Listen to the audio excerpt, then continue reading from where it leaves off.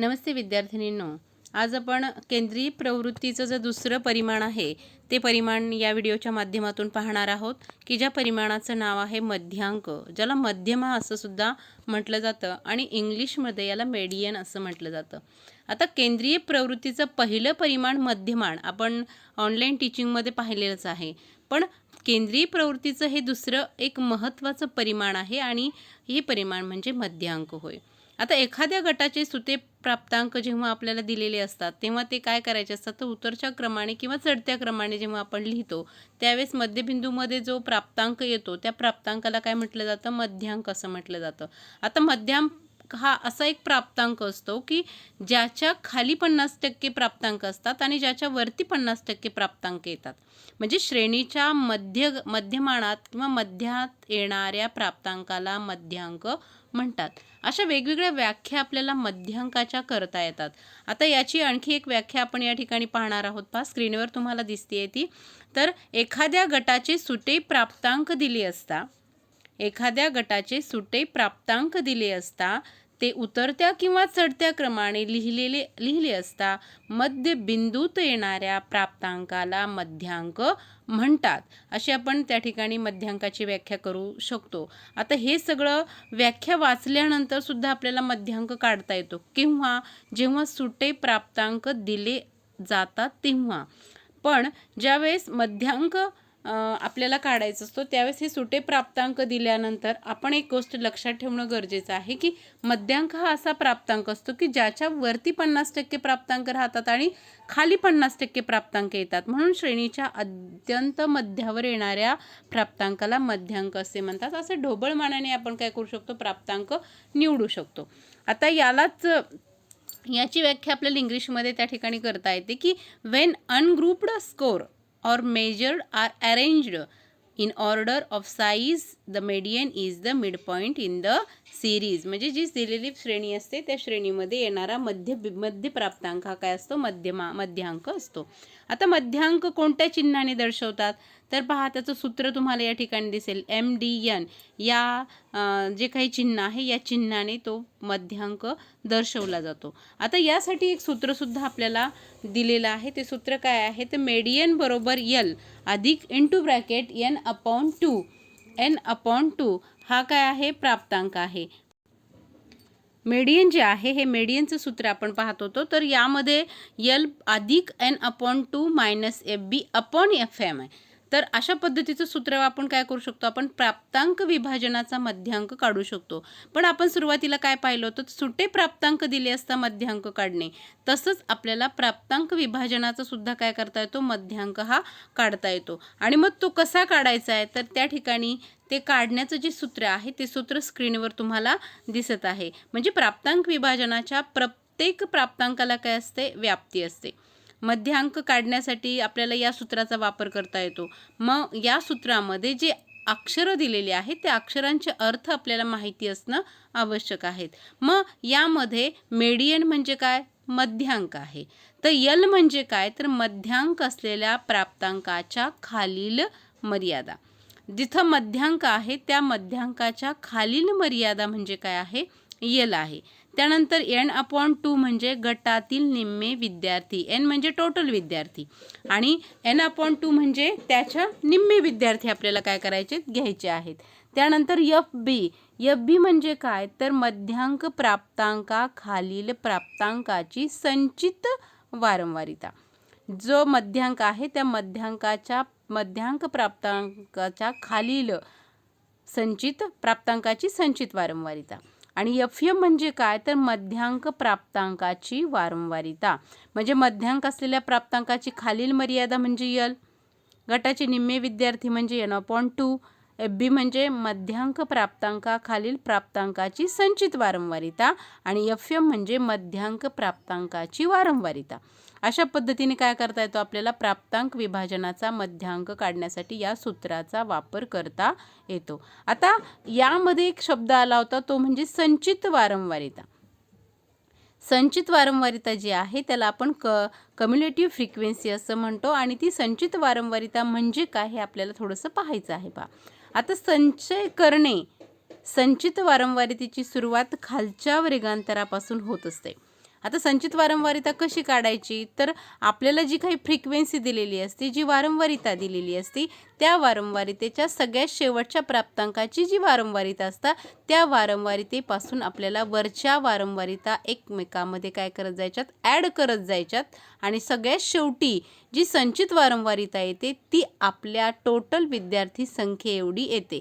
ज्यावेळेस आपल्या लक्षात येतं की संचित वारंवारिताचा शेवटची जी काही आकडा आहे किंवा अंक आहे तो अंक आणि n बरोबरचा जो अंक आहे ते जर 1 आले तर आपली अधिक किंवा ॲडिशन आपली बरोबर आहे हे आपण समजायचं असतं. म्हणून संचित वारंवारिता म्हणजे काय, तर खालच्या वर्गांतरापासून वरच्या वर्गांतराकडे जावे तसतशी संचित वारंवारिता क्रमाक्रमाने वाढत जाते.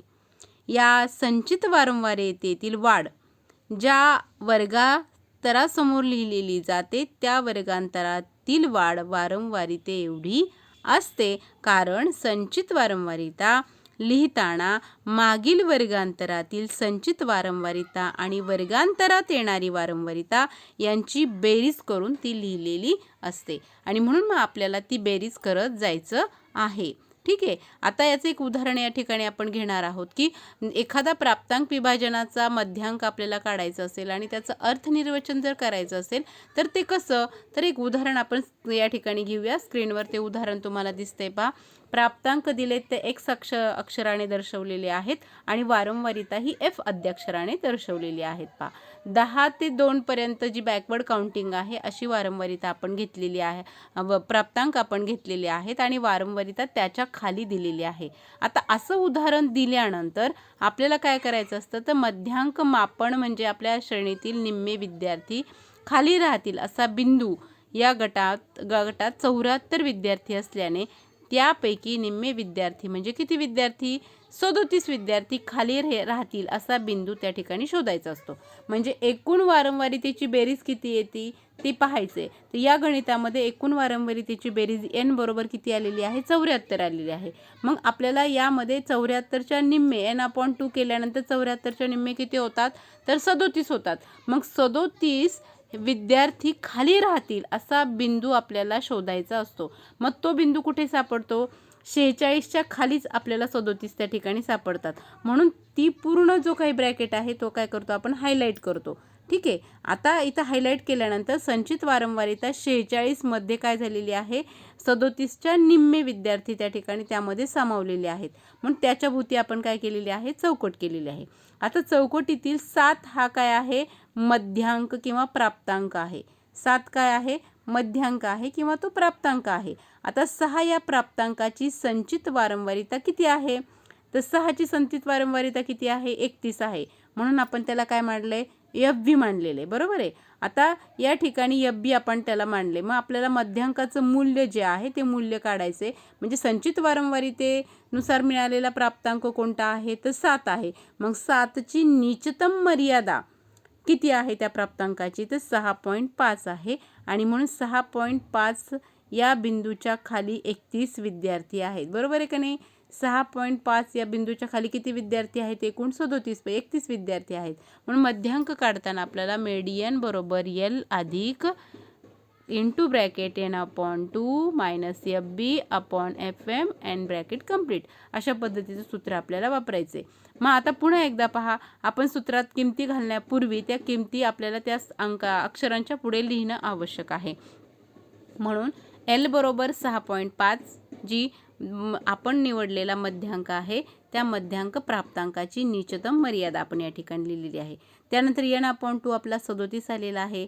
त्यानंतर FB हा त्या प्राप्तांकाची संचित वारंवारिता म्हणजे 31 ही काय आहे, संचित वारंवारिता आहे. ती प्राप्तांकाच्या खालची संचित वारंवारिता आहे. म्हणजे 7 या प्राप्तांकाच्या खालील संचित वारंवारिता म्हणजे 31 आहे. आणि FM म्हणजे काय, तर FM या ठिकाणी 15 आहे. म्हणजे आपण जो प्राप्तांक इंटू ब्रॅकेटमध्ये 7 घेतलाय त्याची वारंवारिता किती आहे, 15 आहे. अशा पद्धतीच्या किमती आपण काय करणार आहोत, सूत्रामध्ये टाकणार आहोत. सूत्रामध्ये किमती टाकल्यानंतर ते उदाहरण कसं सोडवले पहा. मध्यांक बरोबर आपण लिहिलेलं आहे सूत्रामध्ये आपण किमती घातलेल्या आहेत. मग मेडियन बरोबर 6.5 अधिक 37 वजा 31 भागिले 15 अशा पद्धतीने आपण गणित सोडवतोय आहे पहा. आणि 6.5 अधिक 6 अधिक 6.6/5 अशा पद्धतीचं काय झालं 37 वजा 31 केल्यानंतर उत्तर येते 6 आणि त्याचा भागाकार जर आपण केला तर उत्तर किती येते आपलं त्या ठिकाणी येते 6/5. ठीक आहे, अशा पद्धतीचं उत्तर त्या ठिकाणी आपलं येते. आणि त्यानंतर आपल्याला 6.5 अधिक 0.4 मग मीडियन बरोबर 6.9 हा मीडियन त्या ठिकाणी येतोय, म्हणजे मध्यांक बरोबर 6.9 असं उत्तर या ठिकाणी आपलं आलेलं आहे. ठीक आहे, मग आता हे उत्तर आल्यानंतर त्या ठिकाणी आपल्याला काय करायचं आहे तर अर्थनिर्वचन लिहायचं आहे. अर्थनिर्वचन आपण कसं लिहिणार आहोत की दिलेल्या श्रेणीचा मध्यांक 6.9 आहे, म्हणजेच श्रेणीतील 37 विद्यार्थी हे काय आहेत तर 37 विद्यार्थी आपण या ठिकाणी सांगितलेले आहेत. हे विद्यार्थी त्या 6.9च्या खाली व 37 विद्यार्थी 6.9च्या वर आहेत. अशा पद्धतीचं अर्थनिर्वचन आपण या ठिकाणी लिहू शकतो. मला असं वाटतं एक गणित तुम्हाला या ठिकाणी सांगितल्यानंतर तुम्हाला बाकीचे गणित निश्चितच या पद्धतीने सोडता येऊ शकतात. मग आपण पुढे जाऊयात. आपण पाहणार आहोत मध्यांकाची वैशिष्ट्य. आता मध्यांकाची वैशिष्ट्य कोणती आहे, ज्याला कॅरेक्टरिस्टिक ऑफ मेडियन असं आपण म्हणतोय. तर पहिलं मध्यांकाचं वैशिष्ट्य काय आहे ते पहा. मध्यांक म्हणजे मोजून काढलेली सरासरी, ज्याला काउंटेड ॲव्हरेज असं सुद्धा आपण म्हणतो. आता काउंटेड ॲव्हरेज जसं आपण मगाशीच म्हटलं की कोणताही मध्यांक काढताना आपल्याला त्याची मोजणी करावी लागते, मोजमाप करावं लागतं, सूत्र वापरून गणित करावं लागतं आणि म्हणून मध्यांक हे मोजून काढलेली सरासरी असते. आणि आपण संचित वारंवारिता ही सुद्धा काय करतो ॲडिशन करत काढत असतो आणि म्हणून हे वैशिष्ट्य या ठिकाणी त्याचं अगदी योग्य असं वैशिष्ट्य आहे. त्यानंतर दुसरं वैशिष्ट्य आहे की हे केंद्रीय प्रवृत्तीचं सर्वात सोपं असं परिमाण आहे. त्यानंतर सुट्या प्राप्तांकाचे मध्यांक काढताना प्राप्तांक हे चढत्या किंवा उतरत्या क्रमाने मांडावे लागतात. ज्यावेळेस आपण सुटे प्राप्तांकाचं मध्यांक काढतो त्यावेळेस मध्यांकाचे जे प्राप्तांक दिलेले असतात ते कसे मांडावे लागतात आपल्याला सुटे जर दिले असतील तर ते चढत्या किंवा उतरत्या क्रमाने मांडावे लागतात. त्यानंतर वारंवारिता विभाजनात अतिटोकाकडील प्राप्तांक असल्यास त्याचा मध्यांकावर परिणाम होत नाही. जसं मध्यमानामधील टोकाकडील प्राप्तांक बदलले तर मध्यमानावर परिणाम होतो, तसा मध्यांकावर परिणाम होत नाही. त्यानंतरचं पुढचं वैशिष्ट्य आपल्याला सांगता येतं की टोकाकडील 1-2 प्राप्तांक माहीत नसतील पण विद्यार्थी संख्या माहीत असेल तर मध्यांक काढता येतो, परंतु मध्यमान काढता येत नाही. त्यानंतर विद्यार्थ्यांना श्रेणी दिली तर मध्यांक काढता येतो. उदाहरणार्थ अ ब ब ब क क असं जर असेल तर मध्यांक आपल्याला काढता येऊ शकतो. आपण बरोबर मध्य कोणता आहे त्या पद्धतीने मध्यांक काढू शकतो. त्यानंतर मध्यांक हे भौमितीय परिमाण आहे, हे पण आपण या ठिकाणी मान्य करणं गरजेचं आहे. त्यानंतर आलेखाच्या साहाय्याने आपल्याला मध्यांक काढता येतो.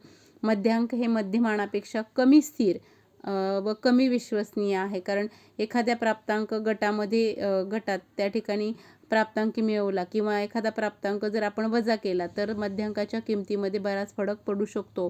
हे सुद्धा वैशिष्ट्य आपल्याला या ठिकाणी याचं सांगता येतं. मग अशी ही वैशिष्ट्य आपल्याला मध्यांकाची या ठिकाणी सांगता येतात. त्यानंतर आपण पुढचं पाहणार आहोत मध्यांकाचे उपयोग. आता मध्यांकाचा उपयोग कशासाठी होतो पहा. तर जे काही समूहाचे 2 भाग दर्शवणारा गुणांक आपल्याला जर हवा असेल, एखादा गट आहे किंवा एखादा समूह आहे आणि त्या समूहाचे आपल्याला 2 भाग दर्शवणारा जर गुणांक हवा असेल तर आपण त्या ठिकाणी मध्यांकाचा उपयोग करू शकतो. म्हणजे अर्धे विद्यार्थी इकडं अर्ध्या विद्यार्थ्यांचं गट इकडं असं जर काही प्रातिनिधिक स्वरूपात आपल्याला करायचं असेल तर आपण मध्यांकाचा उपयोग करू शकतो. बरोबर 2 भाग आपण त्याचे करू शकतो. त्यानंतर वारंवारिता विभाजनातील मध्यबिंदू जर आपल्याला हवा असेल तरीसुद्धा आपण मध्यांकाचा वापर करू शकतो. त्यानंतर टोकाकडील काही प्राप्तांक जर आपल्याला माहिती नसतील तेव्हा सुद्धा आपल्याला मध्यांक काढता येऊ शकतो, पण मध्यमान आपल्याला काढता येत नाही. सगळेच प्राप्तांक आपल्याला माहिती असणं आवश्यक आहे तरच आपल्याला मध्यमान काढता येतं, अन्यथा आपल्याला मध्यमान काढता येत नाही. त्यानंतर टोकाकडील गुणांचा परिणाम मध्यमानावर होत असल्यास मध्यांकाचाच उपयोग केला जातो, कारण आपल्याला माहिती आहे की टोकाकडील प्राप्तांक बदलले असता मध्यमानामध्ये बदल होतो. मग असं जेव्हा होतं तेव्हा आपल्याला मध्यांकाचा उपयोग करून घेता येतो. त्याबरोबर गुणांक विभाजनाचे संख्याशास्त्रीय स्पष्टीकरण शततमाक भाषेत द्यावायचे असल्यास मध्यांकाचा उपयोग होतो.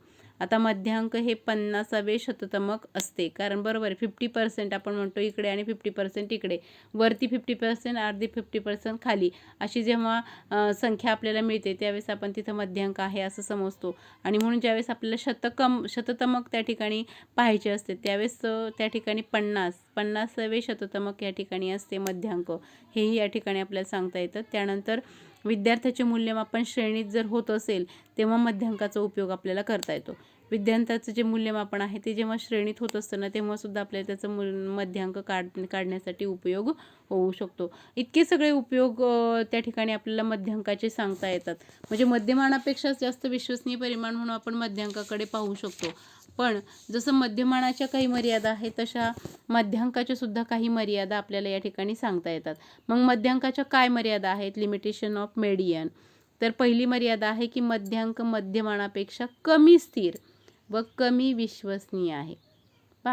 मध्यांक हे मध्यमानापेक्षा कमी स्थिर आणि कमी विश्वसनीय आहे आणि म्हणून त्याचा व्यवहारात फारसा उपयोग केला जात नाही. त्याचबरोबर बऱ्याच वेळा मध्यांक सर्व प्राप्तांकाचे योग्य प्रतिनिधित्व करत नाही, कारण प्राप्तांकाच्या किमतीपेक्षा ज्याच्या संख्येलाच प्राधान्य त्या ठिकाणी दिलं जातं. कारण बऱ्याच वेळा काय होतं, मध्यांक हा योग्य प्रतिनिधित्व करत नाही असं दिसलं जातं. त्यावेळेस प्राप्तांकाच्या किमतीपेक्षा त्याच्या संख्येला, किती संख्या आहेत त्याला प्राधान्य दिलं जातं, त्या संख्येला प्राधान्य दिलं जात नाही, त्याला महत्त्व दिलं जात नाही. पण त्याचं काउंट आपण किती आहे त्याला महत्त्व दिलं जातं आणि मध्यांक काढला जातो आणि म्हणून ही मर्यादा त्या ठिकाणी दिली जाते. त्याचबरोबर मध्यांक काढताना जी काही मालिका आपल्याला दिलेली असते त्यातील गुण आपल्याला चढत्या किंवा उतरत्या क्रमाने मांडावेच लागतात, त्याशिवाय मध्यांक आपल्याला काढता येत नाही. त्यानंतर चौथी मर्यादा आपल्याला सांगता येते ते म्हणजे मध्यांकावर अंकगणितीय क्रिया करता येत नाहीत. 2 किंवा अधिक गटामध्ये मध्यांकावरून संयुक्त मध्यांक काढता येत नाही आणि म्हणून गटांची तुलना करता येत नाही. गटांची तुलना करायची असेल तर आपल्याला मध्यांकाचा उपयोग होत नाही, ही सुद्धा मर्यादा आपल्याला या ठिकाणी लक्षात घेणं गरजेचं आहे. त्यानंतर संख्याशास्त्रीय प्रमाण विचलन असेल, सहसंबंध गुणक असेल किंवा प्रमाणित प्राप्तांक मिळवण्यासाठी मध्यांकाचा उपयोग होत नाही. त्यामुळे संख्याशास्त्रीय जे काही गणित असतात त्यामध्ये आपल्याला मध्यांक काढून त्याचा उपयोग करून घेता येऊ शकत नाही, ही मर्यादा आहे. आणि त्यानंतर एखाद्या मालेतील प्रत्येक प्राप्तांकाला जेव्हा महत्त्व द्यायचे असते ना तेव्हा मध्यांक उपयुक्त ठरत नाही. महत्त्व द्यायचं असेल तर मध्यमानाचाच उपयोग त्या ठिकाणी केला जातो, मध्यांकाचा उपयोग केला जात नाही. मग ह्या सगळ्या काय आहेत त्या मर्यादा असलेल्या आपल्याला या ठिकाणी सांगता येतात. अशा ह्या ज्या काही मर्यादा आहेत या मर्यादा लक्षात घेता आपल्या लक्षात येतं की मध्यमानापेक्षा मध्यांक हे कमी विश्वसनीय परिमाण असलेलं आपल्याला या ठिकाणी सांगता येतं. आणि अशा या कमी विश्वसनीय परिमाणाचा निश्चितच थोड्याच प्रमाणामध्ये वापर केलेला आपणाला दिसून येतो, कारण मध्यांक म्हणजेच मोजून काढलेली सरासरी असलेली आपल्याला सांगता येते. त्याला आपण काउंटेड ॲव्हरेज असं सुद्धा म्हणतो. आणि म्हणून केंद्रीय प्रवृत्तीचं सर्वात सोपं परिमाण आहे, कारण सुट्टे प्राप्तांक दिले तर आपल्याला मध्यांक पटकन काढता येतो. 50% वरती आणि 50% खाली राहतील अशा पद्धतीचा प्राप्तांक म्हणजे मध्यांक, अशी आपण मध्यांकाची व्याख्या केलेलीच आहे. त्यावरून आपल्या लक्षात येतं की मध्यांक काढणं हे केंद्रीय प्रवृत्तीचं सर्वात सोपं परिमाण असलेलं आहे. त्याचबरोबर सुट्ट्या प्राप्तांकाचा मध्यांक काढताना प्राप्तांक हे चढत्या आणि उतरत्या क्रमानेच मांडावे लागतात, हे पण लक्षात ठेवण्याची आवश्यकता आहे. आणि जरी टोकाकडील 1-2 प्राप्तांकामध्ये जर किंवा ते लक्षात आले नाही, समजले नाही, दिसले नाही, ते आपल्याला माहीत नसतील तरीसुद्धा विद्यार्थी संख्या माहीत असेल तर आपल्याला मध्यांक काढता येऊ शकतो. त्याचबरोबर श्रेणी दिली तरीसुद्धा आपल्याला मध्यांक काढता येऊ शकतो. म्हणून मध्यांक हे काय आहे, एक बहुमितीय परिमाण असलेलं आपल्याला सांगता येतो. म्हणजे वैशिष्ट्ये आहेत, थोड्याशा मर्यादा आहेत, पण त्याचे उपयोग पण तितकेच असलेले आपल्याला सांगता येतं. म्हणून केंद्रीय प्रवृत्तीचं हे एक महत्त्वाचं असं एक परिमाण असलेलं आपल्याला सांगता येतं. मग अशा पद्धतीने आजच्या व्हिडिओमध्ये आपण मध्यांक या केंद्रीय प्रवृत्तीच्या दुसऱ्या परिमाणाची माहिती या ठिकाणी घेतली आहे. धन्यवाद.